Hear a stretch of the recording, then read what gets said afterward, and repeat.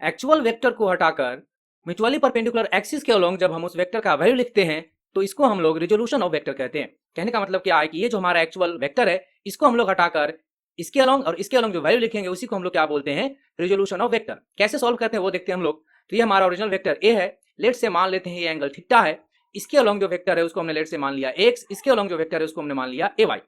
अब ये वाई है तो ये भी क्या होगा, ए वाई ही होगा। अब हमें पता है यहाँ पे हम लिख सकते हैं cos थीटा। cos थीटा क्या होता है, बेस बाय हाइपोटेनस। तो बेस कितना है ए एक्स, हाइपोटेनस कितना है वेक्टर ए। तो यहाँ से हमारा एक्स कितना आ जाएगा, ए cos थीटा। सिमिलरली हम sin थीटा लिख सकते हैं ए वाई बाई ए।